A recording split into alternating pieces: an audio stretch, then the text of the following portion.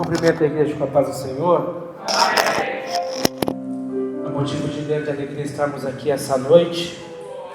Aproveitando que você está em pé, abra sua Bíblia juntamente comigo no livro de Mateus, capítulo 6 e o verso de número 33. Amém?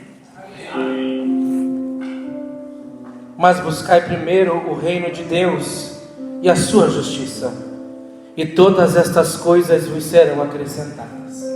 Amém? Toma o teu assento em nome de Jesus. Aleluia. Eu quero aqui externar o meu agradecimento ao Senhor por essa oportunidade. É o Senhor que prepara essas coisas. E quero também agradecer ao irmão Estevão que lançou o convite. Muito obrigado por essa oportunidade. E eu quero deixar um pensamento para você aqui essa noite. Aonde Jesus estava, sempre havia multidões para ouvir ele pregar. Tanto é que no final do capítulo 6, Mateus vai dizer que a multidão que ouvia Jesus acerca desse sermão, que é o Sermão do Monte, ficou admirada com a autoridade em que ele falava e ensinava. Havia uma multidão ouvindo Jesus nesse sermão. E quando eu me deparei com o texto, eu fiquei pensando o que é que fazia com que as multidões ficassem ouvindo Jesus pregar, porque o Sermão do Monte ele é um sermão que ele é extenso. Jesus dá inúmeras direções para quem ouve e para os seus discípulos. Jesus fala acerca de ser a luz do mundo, acerca da fé, sobre a oração, sobre o jejum, e eu fiquei refletindo sobre isso, e eu fiquei me perguntando por que é que as multidões ficavam ouvindo Jesus, o que é que Jesus tinha que fazer com que as pessoas parassem para prestar atenção no que ele falava, mesmo quando a palavra ela era de exortação, porque a multidão ficou todo o tempo em que Jesus pregava sentados ouvindo ele pregar. E aí de repente eu me deparo com um texto que se encontra em João capítulo 6 e o verso 60. Jesus estava numa sinagoga em Cafarnaum pregando um sermão que aos discípulos era pesado. E o versículo 60 diz assim: portanto, muitos dos seus discípulos, ouvindo isso, disseram: este é um discurso duro, quem o pode ouvir? Sabendo, pois, Jesus em si mesmo que os seus discípulos murmuravam sobre isso, ele disse-lhes: isto vos ofende? O que seria se vós visseis o Filho do homem subir para onde estava antes? O Espírito é o que vivifica, a carne para nada aproveita. As palavras que eu vos falo, elas são espírito e elas são vida. Mas há alguns de vós que não creem, porque Jesus conhecia desde o princípio aqueles que não criam e quem deveria o trair. E ele dizia: por isso eu vos disse que nenhum homem pode vir a mim, a não ser que ele fosse dado por meu Pai. E desde aquele momento muitos dos seus discípulos retrocederam e não andavam mais com ele. Então disse Jesus aos 12: quereis vos também ir embora? Então Simão Pedro respondeu-lhe: Senhor, para quem iremos nós, se só tu tens as palavras de vida eterna?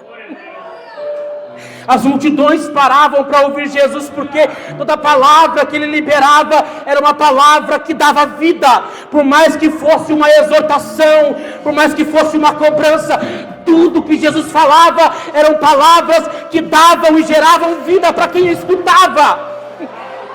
É por isso que eu deparo com o Sermão da Montanha e encontro uma multidão sentada ouvindo Jesus falar. Porque tudo que ele ensina, tudo que ele prega, tudo que ele faz, gera vida para quem ouve. Aleluia! Você não está aqui essa noite em vão. Você não se chegou aqui nesse lugar, talvez depois de um dia cansativo, exaustivo, com inúmeros problemas para resolver, e talvez até perguntando para Deus: Deus, aonde está o que você disse? Onde é que se foram parar as promessas que o Senhor fez um dia? Se lembra que nós estamos aqui para adorar um Deus que tudo que Ele fala, tudo que Ele determina, é para dar vida, mesmo que seja para te corrigir, é para que você tenha vida ali na frente. Aleluia!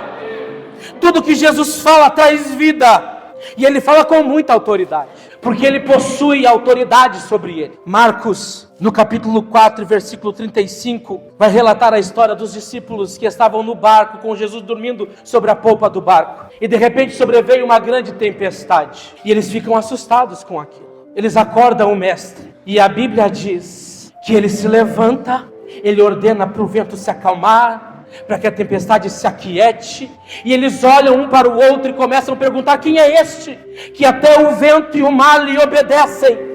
Porque há autoridade sobre ele. E Jesus está pregando, está ensinando no Sermão da Montanha a respeito então do versículo que lemos aqui, sobre buscar em primeiro lugar o reino do céu. E quando nós falamos buscar em primeiro, se trata em trazer prioridade. E prioridade nada mais é do que a gente entender o que é mais necessário ou mais importante para a nossa vida. Trabalhar é super importante, nós sabemos disso. É daí que vem o nosso sustento. Ter relações interpessoais também são importantes para o crescimento de qualquer ser humano. Só que quando a gente se depara com a palavra, quando a gente se depara com o que a Bíblia diz, aquilo que deve vir em primeiro lugar sobre a nossa vida é buscar o reino de Deus. E Paulo disse que o reino de Deus não é comida nem bebida. A gente se acostumou a pensar, a gente se acostumou a achar que o reino de Deus são coisas terrenas, de que aquilo que nós devemos buscar está aqui nessa terra. Só que a nossa prioridade não é essa. A nossa prioridade é buscar um lugar em qual nós não conhecemos, mas a nossa alma deseja ir para lá. E quando a gente fala de ter prioridades, as prioridades elas definem os lugares que nós queremos acessar. Uma pessoa que quer passar numa faculdade, ela se aplica no estudo para conseguir uma boa nota no vestibular. Uma pessoa que quer crescer profissionalmente, ela busca conhecimento, ela estuda para que tenha diplomas e para que as empresas o enxerguem como um funcionário exemplar. Agora, uma pessoa que quer crescer no reino, ele prioriza uma vida de oração. Ele busca ter uma constância em Deus. Ele não perde culto. Quanto mais tempo na casa de Deus, melhor é para ele. As prioridades que nós definimos, elas demonstram os lugares que nós queremos acessar. Quais são os lugares que você quer acessar aqui essa noite? Quais são as suas prioridades? O que é que você tem buscado até aqui? O que você tem determinado como importante para a tua vida? Precisamos aprender que se Deus não estiver acima de qualquer outra coisa, no final nós não teremos nada, porque Ele é tudo que nós precisamos. O que seria de nós quando a enfermidade bateu na nossa porta e se a mão dele não estivesse conosco? Quando a crise financeira bateu e você pensou que faltaria alimento na tua casa, o que seria de você se a mão dele não estivesse estendida sobre a tua casa? O que seria de você quando as pessoas viraram as costas e tudo que te restou foi uma porta fechada, um quarto escuro, e você clamando ao Senhor dizendo: Deus, eu fui abandonado, mas Ele estava lá. O que seria se não fosse a mão dele sobre a nossa vida, nos dando sustentabilidade? Porque mesmo que nós percamos tudo, ainda que se focarmos no reino, nós ganharemos tudo que precisamos da parte dele. Nós precisamos mudar a nossa mentalidade de achar que é primeiro as coisas da terra. Não, é primeiro o que ele tem. Eu digo por mim, eu sei que é difícil ser constante, porque as dificuldades muitas vezes elas nos assustam, e é normal do ser humano sentir medo, e a gente olhar para a situação e dizer: Deus, como é que eu vou te priorizar se a guerra está nesse nível? Eu já nem te ouço mais falar comigo. É porque a ansiedade toma conta do nosso coração em meio aos medos. E a ansiedade, ela é terrível, porque ela nos paralisa. E tem muita gente que está aqui já teve uma crise de ansiedade. A sensação é terrível. Palpitação no peito, falta de ar, pressão na cabeça. Dá para até confundir com AVC. E quando isso acontece, quando a ansiedade toma um nível em que você não tem mais controle, o que é que se passa pela sua cabeça? Porque você olha para o cenário e você diz: Deus, você me disse tantas coisas, você me fez inúmeras promessas, e eu estou em 2024. Onde é que isso foi parar? O que é que mudou no meu caminho? Porque o Senhor mudou comigo. Só que a verdade não foi Ele quem mudou. Foi as tuas prioridades que mudaram. Porque quando você começou na sua caminhada com Deus, você era mais fervoroso na oração, e você todo dia dobrava o teu joelho para agradecer pelo dia que Ele te deu de vida. Todo dia você, quando acordava, dizia: Deus, obrigado por mais essa oportunidade. Quando o dia encerrava, você dobrava os joelhos para dizer: Deus, obrigado por esse dia, em paz me deito, porque eu sei que o Senhor cuidará do meu amanhã. Foi você que mudou, não foi Ele. Porque muitos de nós, a primeira atitude que a gente tem quando acorda é pegar o telefone para ver quem mandou mensagem, para ver quais as notificações que chegaram. E quando o dia ocorre, as horas vão se passando, a gente nem lembra de agradecer ao Senhor pelo trabalho, pelo alimento. E a gente ainda tem a coragem de dizer para Deus: Deus, por que o Senhor mudou comigo? Foram as nossas prioridades que mudaram. E com essa mudança de prioridade, a gente começou a esquecer do lugar de importância que Deus tem na nossa vida. E quanto mais as prioridades iam mudando, mais a gente se afastava dele e do local de intimidade. Tem gente que se relaciona com Deus só por conta de milagre, mas há muito tempo não tem mais intimidade com Ele. Mal dobra o joelho para conversar com o Senhor quando vem para o culto, porque está num ritmo tão acelerado, num ritmo tão exaustivo, que tudo que consegue pensar é nos problemas, no que vai vir no amanhã, no trabalho, nas responsabilidades que terá amanhã. E Deus está falando com alguém aqui essa noite: diminua um pouco do teu ritmo, porque eu continuo no mesmo lugar de sempre, no mesmo ponto de encontro. Você está se perguntando aí dentro de você: Senhor, quando é que a tua promessa vai acontecer? Volta a priorizar o meu reino. Aleluia. Volta a lembrar da importância que eu tenho na tua vida. Se lembra do fervor que você tinha lá no início, do quão crente você era, do desejo que você tinha de servir, e não vinha para a igreja apenas pelo teu interesse de ser abençoado.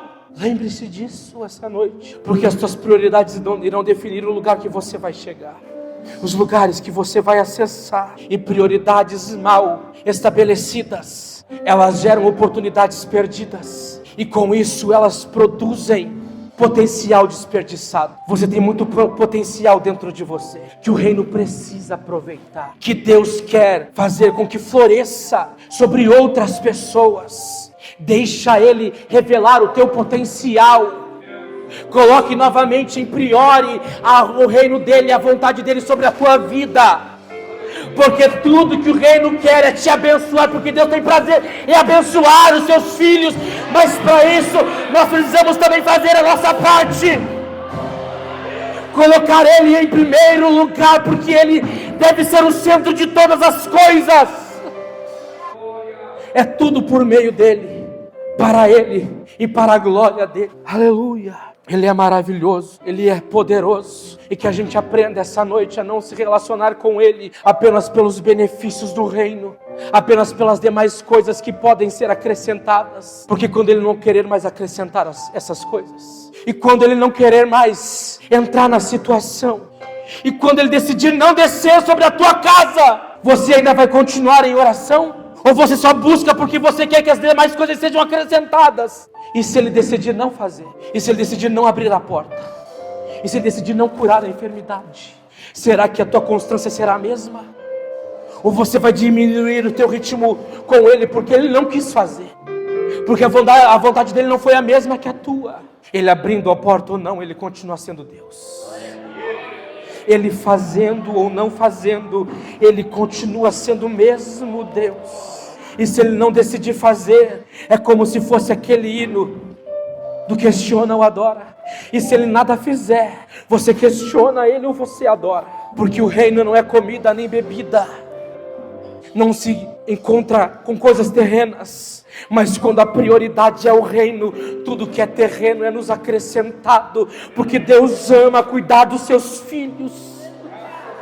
É por isso que a gente vê muita gente padecendo dentro da igreja, porque não prioriza o reino. Eu vivi uma experiência assim, não muito distante. Quando as nossas prioridades mudam, a gente começa a padecer espiritualmente, e a nossa casa inteira acaba sendo atingida. É sabido de todos que a gente passou um tempo um pouco longe. E eu preciso contar isso aqui porque o Espírito Santo está me direcionando. E com a minha inconstância, eu ouvi uma pergunta que mexeu com a minha alma.